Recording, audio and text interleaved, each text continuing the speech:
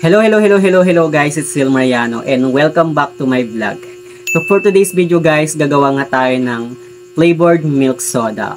Since na-reach ko na nga yung 4,000 watch hours, 1,000 subscribers at na-monetize na ako sa YouTube channel ko, na-monetize na rin yung YouTube channel ko, i-share ko naman sa inyo ngayon yung isa sa mga business idea na pwede nyo ring simulan in case wala pa kayong alam kung ano gusto nyong simulang mga business. So, dito nga guys, no, isa ito sa mga pinagkakakitaan ko ngayon na patok so far, lalo na't mainit yung panahon ngayon. Kaya naman, ito talaga is the best din ito na pwede nyo ring simulan na business. By the way guys, marami tayong flavors na pwedeng gawin sa flavored milk soda. But for now, green apple lang muna yung gagamitin natin.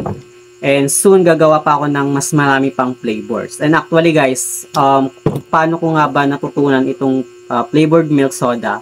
Napapanood ko rin siya guys sa ibang mga social media platform. Pero, gumawa ako ng sarili kong version. So, kung interesado kang yung malaman kung ano ba yung makakailanganin natin dito sa paggawa ng flavored milk soda, please keep on watching.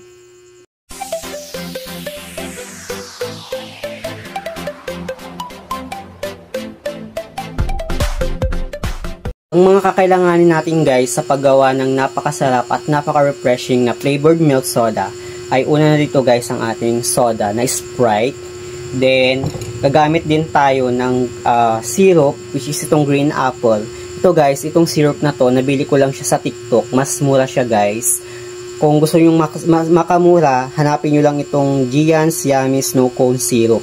Mas mura siya guys sa TikTok. Mostly, nasa inyo pa rin guys kung anong brand yung gusto nyo. Pero ito sa akin guys, mas mura siya. Then, gagamit din tayo ng ating condensed milk, which is Jersey. Pwede ring maliit guys, pero malaki yung binili ko kasi nga, pang negosyo siya. Then, gagamit nga tayo ng crystal jelly. Ito guys, nabili ko lang din ito sa TikTok. 200 plus lang siya.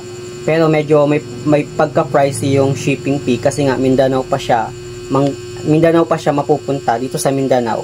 Kaya doon ako sa shipping fee na pamahal. Then ito nga guys, no, kakailanganin din natin ng Dutch mill. Mostly guys, yung iba hindi sila gumagamit ng Dutch mill sa paggawa ng flavored milk soda. Pero ako guys, gumagamit ako ng Dutch mill. Malalaman nyo kung bakit.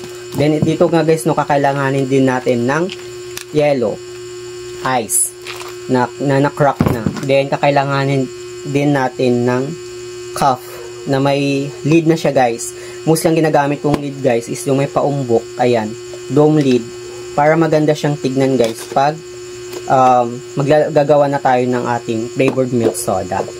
Then, dito guys, no, hindi rin mawawala ang ating 1/8 na measuring cup.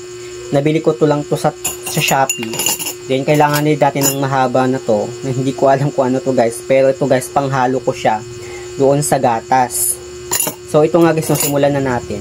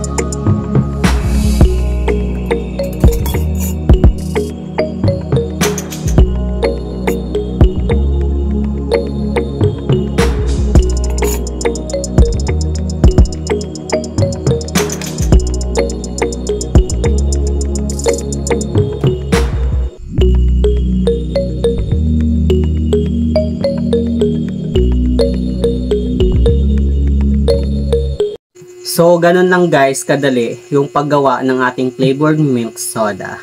Ito na siya guys. Ayan, 'di ba? Napaka-refreshing siyang tignan. Plus, ayan, check nyo guys.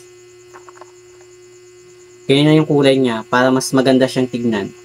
Then, alam nyo ba guys kung bakit ko siya nilagyan ng Dutch milk?